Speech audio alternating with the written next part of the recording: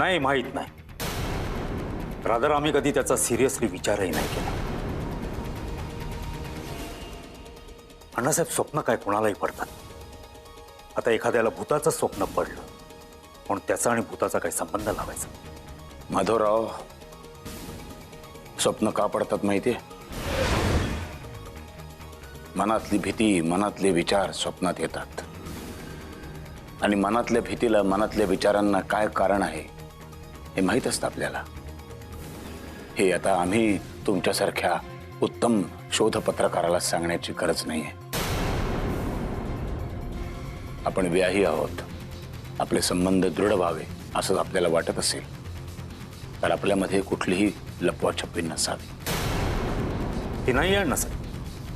माझ्या मुलीच्या बाबतीतल्या छोट्या छोट्या गोष्टी सुद्धा तुम्हाला सांगायला आम्हाला काहीच प्रॉब्लेम. कशासाठी आम्ही ती लपवाछपवी करू? म्हणजे सगळं काही व्यवस्थित चाललंय, छान चाललंय असं तुम्हाला म्हणायचं?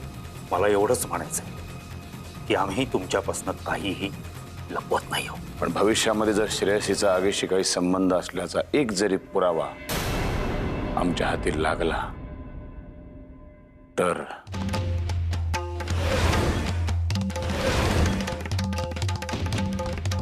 दिगंबरा,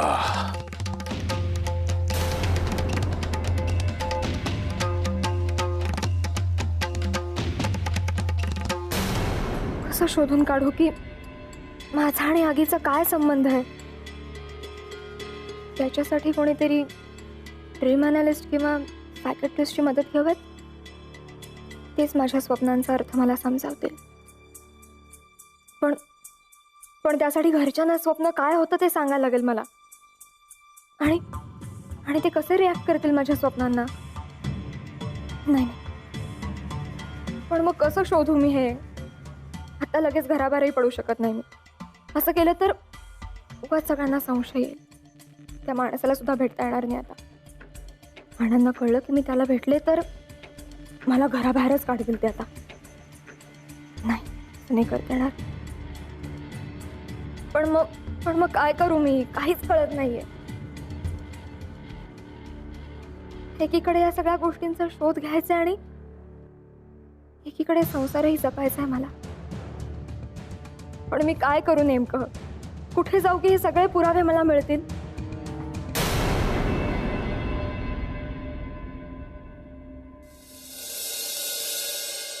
हे काय वीरू? कुठे निघालाय? गावाकडे जातो ना. अशा अचानक? उद्या माझ्या बायकोची तिथी आहे आणि उद्याच माझ्या पोरीचा वाढदिवस बी आहे. आता या दिवसाचं दुःख मानायचं का आनंद साजरा करायचा हे आज तगायत मी ठरवू नाही शकलो. असा हा चित्र दिवस. असा दिवस कोणाच्याही नशिबी न यावा. असे भोग भोगायला देवानी मलाच का निवडलं? हाच प्रश्न मला कायम सतावत असतो बघा. वीरू, मनानं जे खंबीर असतात ना त्यांच्या कपाळी हे असे भोग येतात. तुझ्यात लढण्याची क्षमता होती म्हणून. नाही, मग मला नाही राहायचं मनाने खंबीर. हो, तुम्ही मला सांगा माझी काय चूक होते म्हणून माझ्या नशिबी असे भोग आले? एक तर बायको नाही बरोबर आणि आता मुलगी नाही. वीरू भाऊ, सावरा स्वतःला. कसं सावरू होईल? राहून राहून तीच गोष्ट याद येते. तुम्हाला सांगतो, कमल गरोदर होती रे, त्या टायमाला बी ती बाळाची खूप काळजी घ्यायची. आणि ती जर जिद्दी असती ना आता तर तिने काय काय केलं असतं सांगा मला. तिची फार इच्छा होती हो, बाळानं तिला आई म्हणून हाक मारावी. पर तिची ही इच्छा बी नाही पुरी झाली. नाही झाली. देवानं आधीच उचलून घेऊन गेला तिला. आणि आता ही माझी पोर आई बापा विना कशी वाढली असेल सांगा. तुम्हाला सांगतो, माझी बायको, माझी मुलगी, माझी आई आणि मी कुणाच्याच आयुष्यात शांती नाही हो, सुख नाही. असं का असं? अख्ख्या जगामध्ये माझ्या आणि माझ्याच माणसांच्या नशिबी काय यावं हे समज. तुझं दुःख मी समजू शकतो वीरू. असं नशीब शत्रूच्या वाट्याला सुद्धा येऊ नये. पण तू काही काळजी करू नकोस. सगळं व्यवस्थित होईल. तुझी मुलगी तुला परत मिळेल. त्याचा आशेवर जगतोय हो. त्याचा आशेवर जगतोय. माझं आपलं नेहमीच झालंय हे.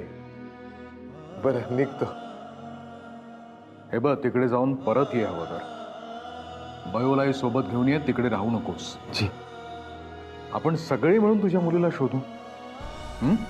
ठीक आहे, येतो.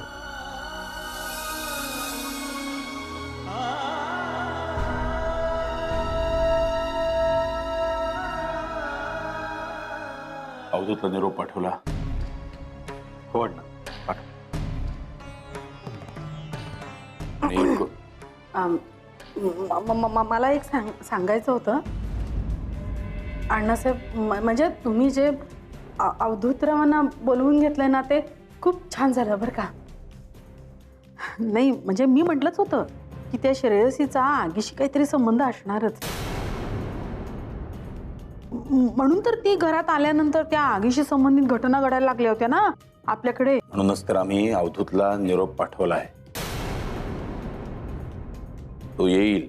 काय करायचं ते आमचं आम्ही ठरवू. तुम्ही नका तसदी घेऊ. हो, पण तुम्ही म्हणालात विचार करू नका म्हणून विचारचक्र थांबणार आहे का? नाही का? म्हणजे का तिला आगीची भीती वाटते कुणास ठाऊक. स्वयंपाक करताना नाही वाटत भीती ती. आणि मग लग्नात सप्तपदी चाललीच की, तेव्हा कुठं काय झालं. म्हणजे मी तेव्हा म्हणतच होते की तिला काहीतरी अडचण आहेच. तेव्हा जर तुम्ही गांभीर्याने घेतलं असतं तर ते कोडं सुटलं असतं ना. पण ठीक आहे, उशिरा का होईना पण जाग आली. म्हणजे म्हणजे तुम्ही आता ते गांभीर्याने घेताय मग झालं तर. पण एवढंच गांभीर्याने त्या व्यायांनी आणि सुनबाईंनी पण घ्यायला हवं होतं ना. त्यांनी तोंड उघडल्याशिवाय कसं कळणार आपल्याला. पण ते काय बोलतच नाही आहेत, सगळीच लप्पाछप्पी करतायत. या सगळ्याची तुम्ही अजिबात काळजी करू नका. कुणाकडनं कधी मदत घ्यायची त्याचा निर्णय आमचा आम्ही घेऊ. कृपया आमच्या या सगळ्या करण्याच्या भानगडीमध्ये तुम्ही नाही पडलात तर फार बरं होईल. आणि तुम्ही गेलात तर फार बरं होईल.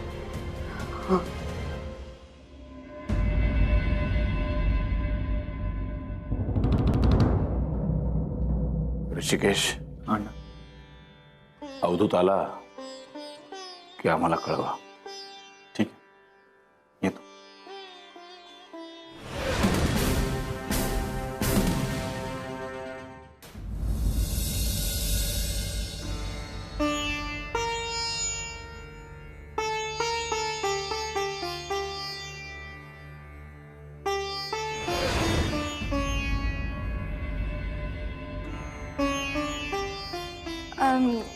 वहिनी देवळात जाऊन येते जरा. नाही नाही नको. म्हणजे मी एकटीच जाऊन येते ना. आणि घरात पण कोणीतरी हवं ना. आज तर नैवेद्याच्या वेळी असायलाच हवं. नाहीतर अण्णा परत रागवतील.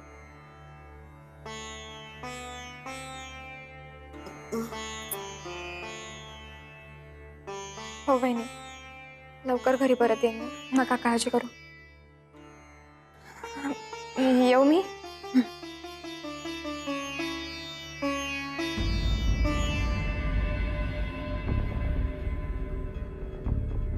ही नंदिनी तुझ्याशी बोलत का नव्हती? नाही, काही नाही. जाऊ दे ना. तुम्हाला सांगितलं तर तुम्ही आणखी मनाला त्रास करून घ्याल. तू न सांगताही त्रास होणारच आहे. सांगितलंस तर निदान कारण तरी कळेल. काही नाही ग. देवासाठी पाणी भरून ठेवलेल्या हंड्यावर माझ्या सँडल्स होत्या. म्हणून 24 तास घरातली एकही व्यक्ती माझ्याशी एकही शब्द बोलणार नाही अशी शिक्षा दिली मला अण्णांनी. काय? अगं पण तू का शिक्षा भोगायची? म्हणजे त्यांना काय वाटते तू सँडल्स ठेवले असते हे?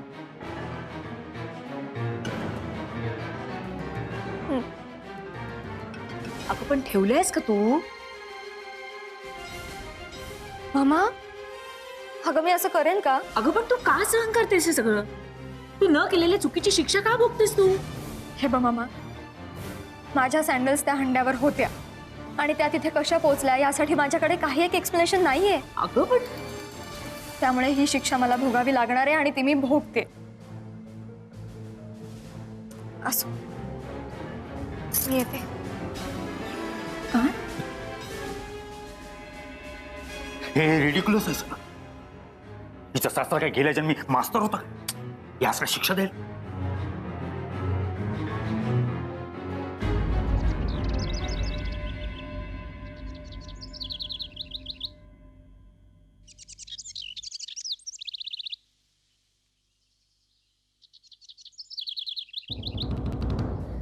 अरे महेश काका, कसे आहेत तुम्ही? जान्हवी आत्या आणि आर्या कसे आहेत?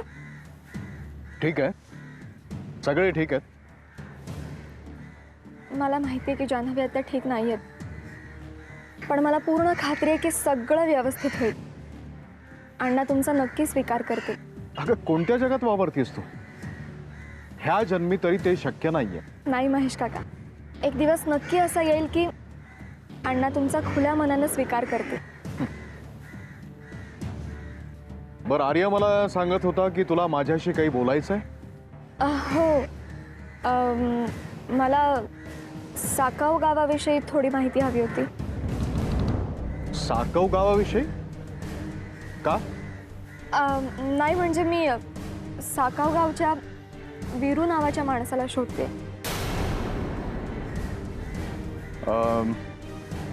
तो साकवला गेलाय. साकाव? हो. येऊ मी? ओ गॉड, म्हणजे आता त्यांना भेटायला मला साकावला जायला लागेल.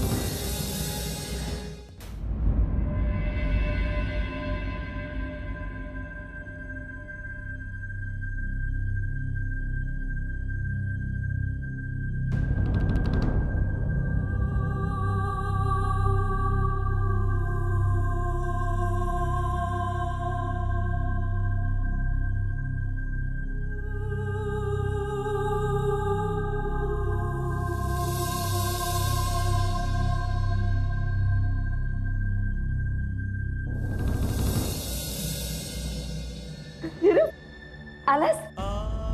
कुठे आहे माझी नात? अरे तुझ्या बरोबर आणणार होतास ना तू तिला? अरे मग कुठे आहे ती? सांग ना, आणलं नाहीस का बरोबर? मागून येते ना? थांब बघते मी.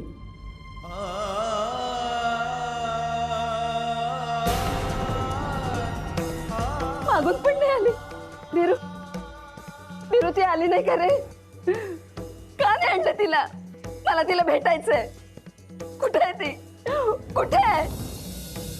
नाही भय, ती नाही आली माझ्या बरोबर. नाही आली? तू काय सांगितलंस तिला? मी खूप प्रयत्न केला तिच्याशी बोलण्याचा, तिला भेटण्याचा, पण बोलता नाही आलं.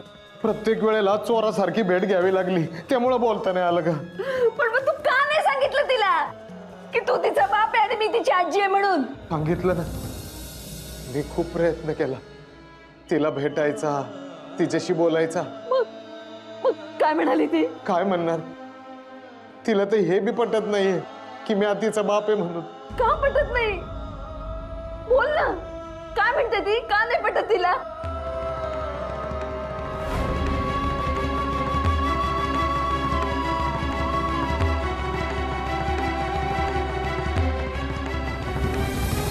नाही ग भय, आता गोष्टी तितक्या सोप्या राहिल्या नाहीत. मला तेवढा वेळच मिळाला नाही, तिला सांगताच आलं नाही. आणि आता तर ती अभ्यंकराच्या घरची सून आहे. त्यांना जर कळलं असतं की ती माझी मुलगी आहे, तर त्यांनी तिला घराच्या बाहेर काढली असती. ही बी भीती होतीच ना. मग मग आपली भेट कधीच होणार नाही का? नाही का? होईल उद्या. अगं उद्या तिचा वाढदिवस आहे, तेव्हा उद्या तिची आणि आपली भेट नक्की. खरंच?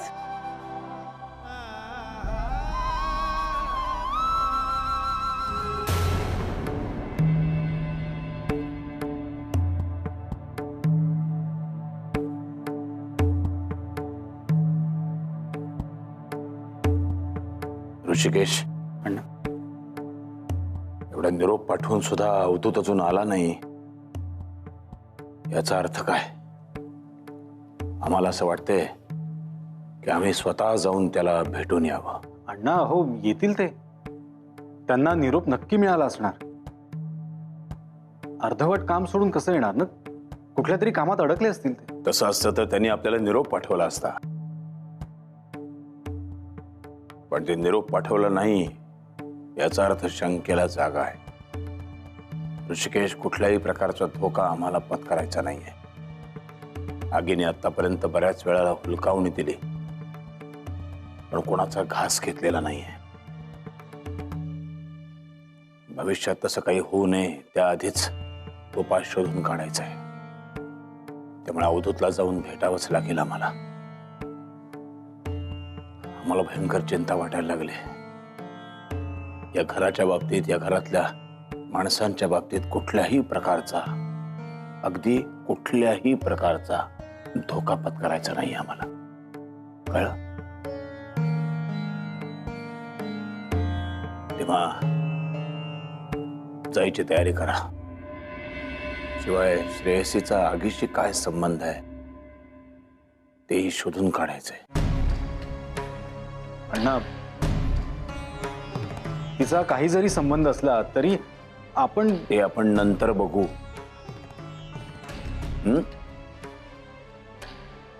पण आधी संबंध काय आहे ते तर कळू दे. आणि अनिकेतची आम्हाला काळजी वाटते रे. ते काही नाही, आम्ही उद्या सकाळीच अवधूतला भेटायला जाऊ. तोपर्यंत या घराची जबाबदारी तुझ्यावरती आहे. हो, श्रेयसीशी कोणीही बोलणार नाही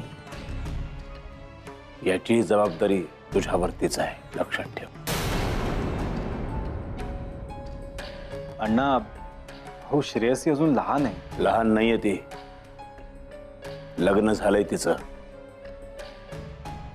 लग्न करण्याएवढी, प्रेमात पडण्याएवढी अक्कल आलेली आहे तिला. लहान नाहीये ती. आणि शिक्षा ही सुधारण्यासाठी असते, पुन्हा पुन्हा नवीन चुका करण्यासाठी नसते. त्याने शिक्षा ही भोगलीच पाहिजे. आणि या शिक्षेच्या संदर्भात कुठलाही सल्ला आम्ही तुला विचारलेला नाहीये.